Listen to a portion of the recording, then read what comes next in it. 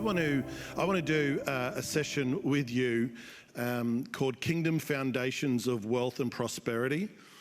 I have been coaching and mentoring CEOs, workplace leaders, and professionally over the last 15 years. And I've worked across all the industries, well, most of the industries, from medical to building trade to retail to, just the whole gamut. And when I first started out, actually, I was doing a mixture of life coaching and business coaching.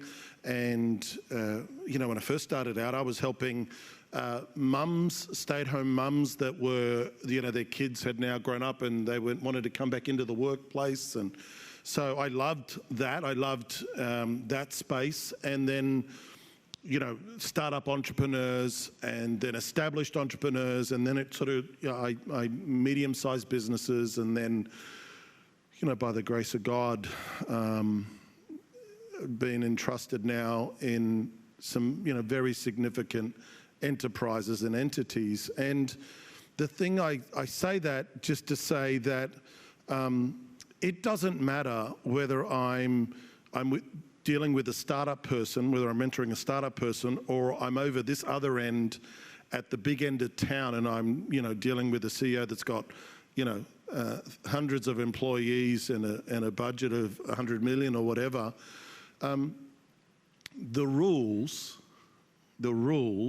The kingdom rules in the marketplace are the same.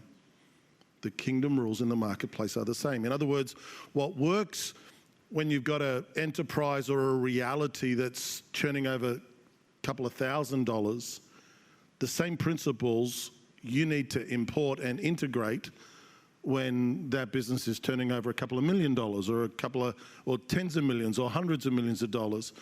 And the quick snap of my story is that I'm a kidpreneur and started in businesses when I was very young, 10, 11. That's when I started in business, and then got involved in family business when I was 11, 12, and then went out and got back into sort of my own outside of my parents when I was 18, stayed in business right throughout my 20s until I spectacularly blew up business number 6 or 7 it was, and I spectacularly blew it up in my late 20s. And so then I got my sook on, and I took my bat and my ball, and I said to God, that's it, I'm done, because, you're with me, so I'm supposed to be bulletproof. Nothing bad's supposed to happen, right? I'm 29. And so I took off and I began to moonlight in corporate Australia, and I went and hid in a multinational company thinking that I didn't want to do business anymore because I wasn't bulletproof and my ego was a bit knocked about. And when I was 35, in that corporate environment, I got the promotion of a lifetime with this multinational company. It was going to set me up for the next 20, 30 years of my life. I went home to celebrate with my wife about this promotion. It was going to be amazing. Only to every time, as I'm talking to Nikki and telling her how awesome this is I'm hearing myself say how awesome it is. I know on the inside that God's not in it, but I'm doing the salesman job for Nikki. I'm going, babe, this is amazing. It's going to be amazing. I got out of 200,000 employees, I was one of 2 that was honoured with a scholarship to do an MBA through this company, all expense paid for 4 years, to set me up to be a national leader within this multinational. And every sentence that came out of my mouth telling my wife whether this was a good thing, in my spirit I continued to know that God was not in it. And so when that confused me and I went and had a cranky conversation with God, spiritually I would say that I prayed. I whinged and moaned and said to God, what's going on? I felt God say to me, no, you're going to go back into business. And I was 35. I said, no way, because all I knew of business, respectfully, I knew the hustle and grind. I knew how to do that. I thought I was awesome at that, and I thought that God was my genie in a bottle, and every time I needed more energy, I could just rub that genie and say, God, help me, because, I'm doing this thing and it's all for you, so you better get on board with me and help me. That's what I knew. That's what I thought Christian business was, by the way. I thought Christian business was we get in, we hustle and grind, except we pray and God helps us beat the other ones that are hustling and grinding. And I just said to God at 35, I don't want to go back to that. I can't go back. I'm done with that. And I feel like the Lord said to me, no, I'm going to bring you back into business, but you're going to learn an entire different way. I'm going to teach you a kingdom way to do business. And so I just thought with this session, I really want to start with this thought about, just some foundations, kingdom foundations of wealth and prosperity. So if we go to the first slide, I want to say this is straight up. This is I'm going to give you 4 foundations, and then I want to have a chat with you about it. The first foundation is this, that a kingdom foundation of all business and wealth and prosperity is this issue of ownership. Who's the boss, right? Who owns the wealth? Like, is it because it's in my bank account? The government says I'm the owner, right? Like legally, I'm the owner. I got my name's on the contract, my name's on the lease, my name's on the home. Like my name's on it. So don't I own it? Well, let me give you a couple of scriptures. Psalm 24, verse 1, because God's got an opinion about who owns what. Right? God's got an opinion about it. And here's part of his opinions. So Psalm 24:1 is what it says. The earth is the Lord's and its fullness. You can, if you want to write a different word for fullness, just write stuff. The earth is the Lord and all its stuff, the world and those who dwell therein. The earth is the Lord's. God's got an attitude. He's thinking he owns this stuff. And don't I own it? Don't you own it? Is Haggai 2:8. This is the prophet speaking on behalf of God. The silver is mine, the gold is mine. The 21st century version says the Bitcoin is mine, says the Lord of hosts. What? The silver is mine and the gold, like mine. I got grandkids. When they say mine, they're not looking to share with their little brother. Like they're going, it's all theirs, mine. 1 Corinthians 6, verse 19 to 20 says this, do you not know that your body, now forget the stuff, now this is about you. Do you not know that your body is a temple of the Holy Spirit who is within you, who you have received as a gift from God, and that you are not your own property? Dude, that's in your Bible. You were bought with a price. You were actually purchased with the precious blood of Jesus and made his own.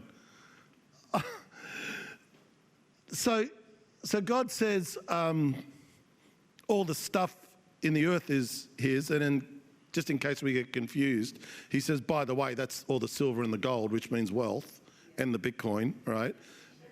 And then he goes on audaciously and says, even your body, even you, as you're not your own. So you don't even, the kingdom life is impossible to live without the power of the Spirit. Because everything within us, everything within our human nature gets attached and we think we own stuff.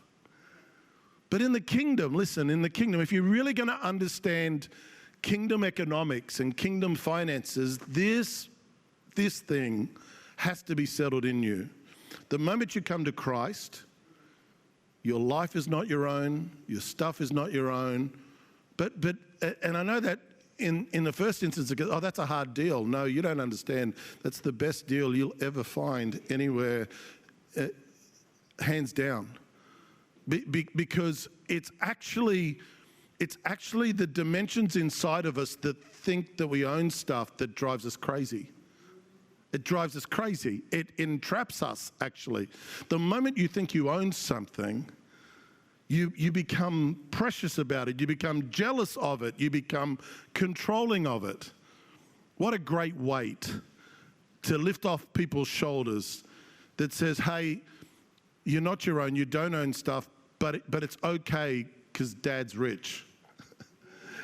Right? Like, it's okay because Dad's rich. Like, it'd be hard if Dad was poor. If Dad was broke and then you don't own anything, that's a double whammy. Dad is rich and you don't own anything, but that's okay because he owns it. And so you get to carry it. We get to carry our enterprises. We get to carry our careers. We get to carry the dreams in our lives. We get to carry them in a very different manner, in a very different dimension. So let's go to this next slide and I'll show you how we carry it. The highest position in the kingdom is not owner, it's manager. The highest position is manager. Now, I know that, yes, in our identity, we're sons and daughters, right? I come from a family business. Sorry, Craig. I come from a family business. I don't need to be the boss. Dad's the boss, right? But we get to be managers. That's awesome. So managers, the Bible uses a word, management we can understand better. The Bible uses a word called ambassadorship. I mean, sure, we still see that in civic society, an ambassador. What is the role of a manager? The reason I like the word ambassador is because ambassador means that you're not just a manager of stuff, you're a manager of a realm called the kingdom, right? You're a manager of a realm. You're an ambassador of the kingdom. And the three primary dimensions of ambassadorship are representation. I'll explain that in a minute. Apostleship and supernatural authority. It's really important. So as a manager, as someone who manages God's wealth that is allocated towards us, and wealth is more than money, right? Just understand that if anybody that says to you, well, wealth is money, is not inaccurate, they're just incomplete. Because wealth is more than money. Wealth is influence. Wealth is impact. Wealth is a richness of life, richness of dimensions, right? So representation. Okay, so as a manager of kingdom wealth, what is my job? What do I do with this wealth and finances? Well, my job of representation means that I'm supposed to handle it with the values that represent the king whose money it is, right? So hear me here. If you're going to be a steward of kingdom wealth, you can't operate in greed. Right? Well, why can't you operate in greed? Because your father's not greedy and you represent him. Remember, it's not your money. So it's not your wealth. The wealth has to match the values of who owns the wealth. So greed, fear, corruption. Your father's not corrupt. You can't say I'm a steward of great kingdom wealth, or I'm asking for God's continued blessing on my enterprise, on my workplace, on my wealth creation in this manner. You can't do that. You can't ask for that whilst you're violating the values of the king to whom all that wealth belongs to, because one of your roles is representation. When money touches you, when wealth touches you and flows through you, it should feel like it flowing through God to whoever it goes to. Have you ever had anybody give you some money and it wasn't worth taking the money because of all the strings attached to that? Like you knew, it was like, didn't matter what they gave you, they could give you $100,000, but somehow you knew that this was going to come at the cost of your soul, right? There have been times and situations in business, even in business partnership, where people have made me offers about things, partnerships and all the rest, and there was lots of wealth potentially to be made, but I knew what the cost was. And I'm like, I can't get entangled with you. I can't be a part of what you're going to be a part of yet. And people will say, oh man, this is a great opportunity. And I'm like, yeah, you don't understand the values that I'd have to violate to be involved in that. Representation. If you're going to steward kingdom wealth, you have to operate with the standards of the realm that it comes from. God's realm doesn't. If your money creates anxiousness and injustice in the lives of other people, indenture, you've misrepresented the realm.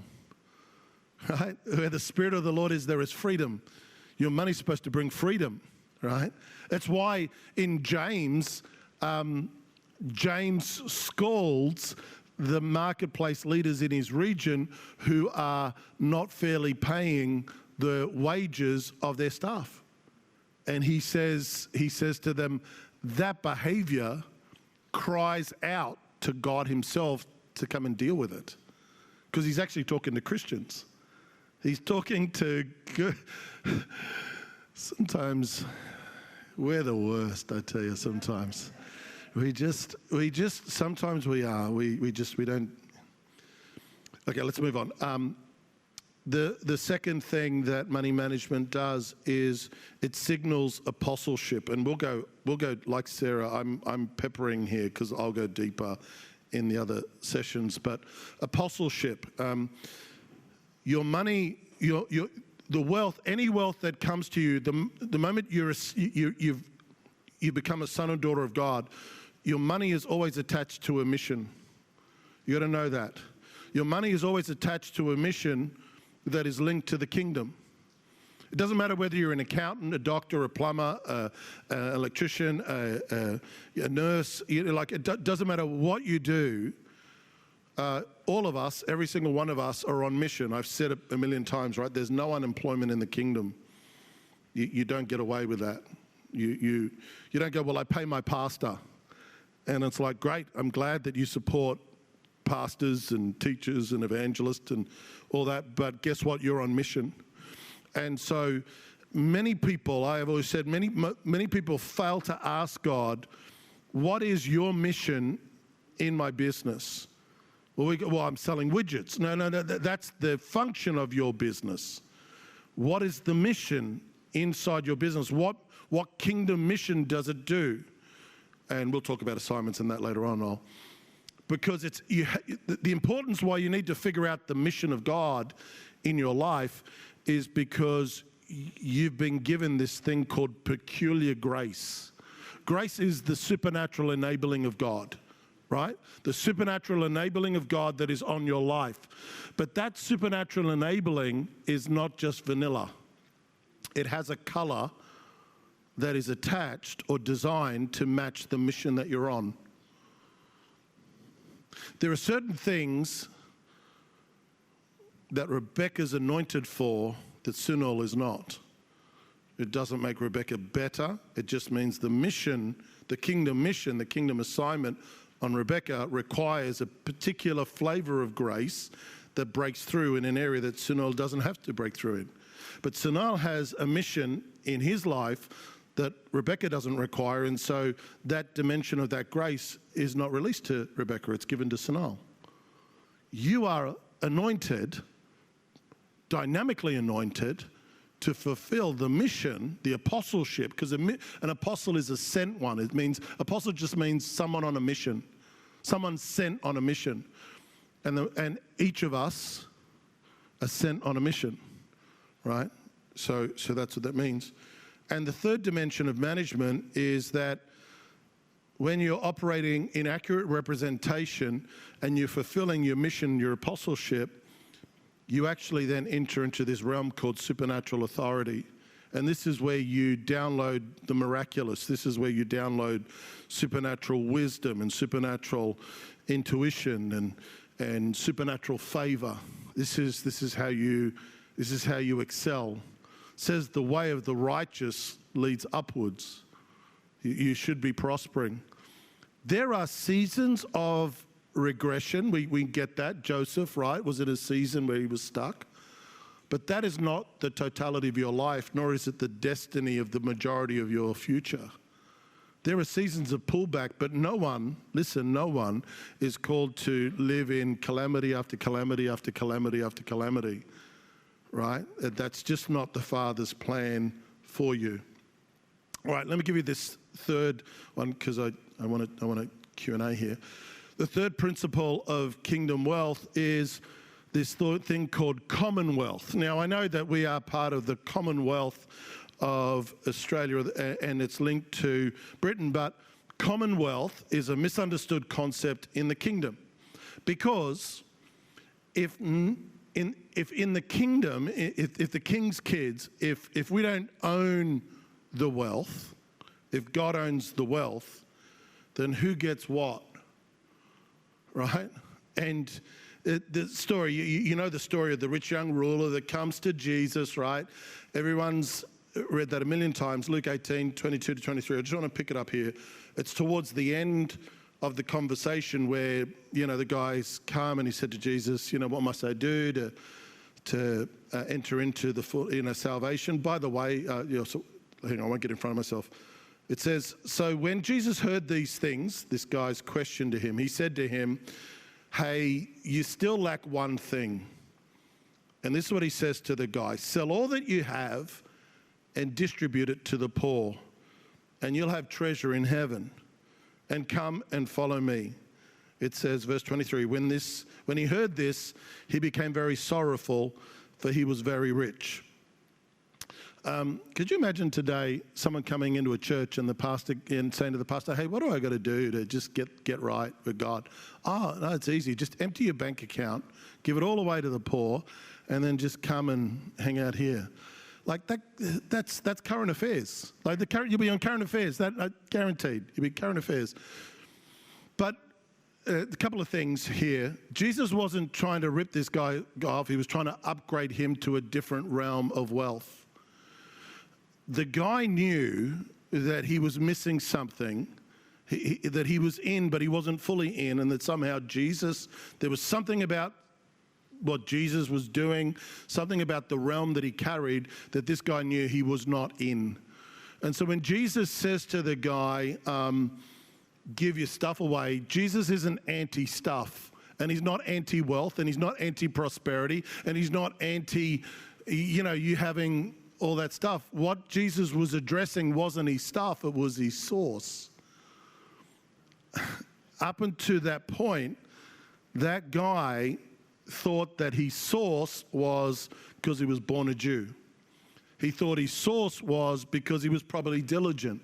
And his source was probably because he had the right last name and there was probably, a generational wealth linked to that name.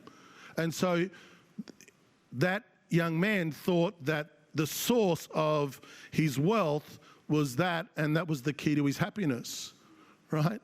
Jesus saying, give your money away was to break that stronghold so that he could go, hey, wait till God becomes your source. Wait till you come on that journey. Jesus wasn't trying to make the guy poorer. He was trying to elevate him and make him richer. Because what Jesus was trying to do was Jesus was trying to bring him into this thing called the Commonwealth of the kingdom.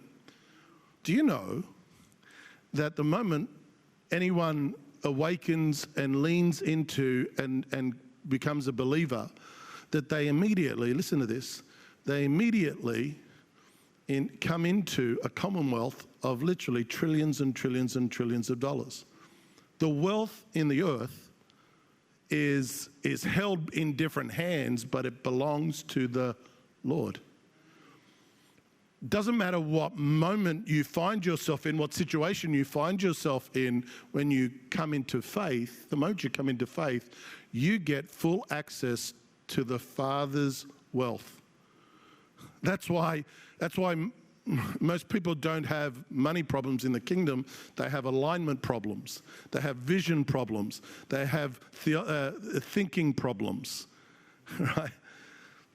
All the money, all the wealth that is needed for you to fulfill your assignment is available to you. Is available to you and is waiting for you, listen to this, to come into alignment with your mission, right?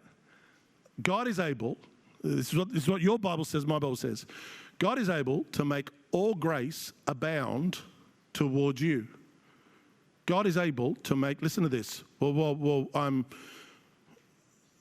don't have enough money for the vision. No. Just get into alignment, get clear on vision, make sure that this is right, make sure that you don't think you own it. Remember that you're a manager. Understand that the limitation, your wealth is not determined by your bank account. What your bank account or your assets or whatever, all that determines is your current level of management. Your wealth is not the summation of your assets and your cash. That is the current level of entrustment of your management duties. Jesus says, to one he gave one, to one he gave three, to one he gave 5 talents, according to their ability. According to their ability. Well, why did one get one? That's so unfair. No, the Father was being really gracious. Sarah, you said it before. If you can't manage $10,000, $150 million, you're not going to do well there. You're going to get a gold kit on your SS Commodore, right? You're going to give all loans to all your long lost cousins that never spoke to you for 20 years, right? You're going to embezzle yourself because you've got no capacity. He gave the talents according to their ability. Here's the good thing about it. The talents are limitless and you can grow in your ability to manage the Father's wealth. The talents are limitless and you can grow in your capacity to manage the Father's wealth. It's awesome. It doesn't matter if I'm a 1-talent guy right now. I can grow to 3. I can grow to 5. And not only that, if I manage those well, the principle of the kingdom is that it gets multiplied, like doubled. That'd be good return, Sunil. Hey, 100%. Gee, that's pretty good. I'll do that one each year. Come on. Jesus, he loved this guy. He dealt with him really well. All right, let me give you number 4.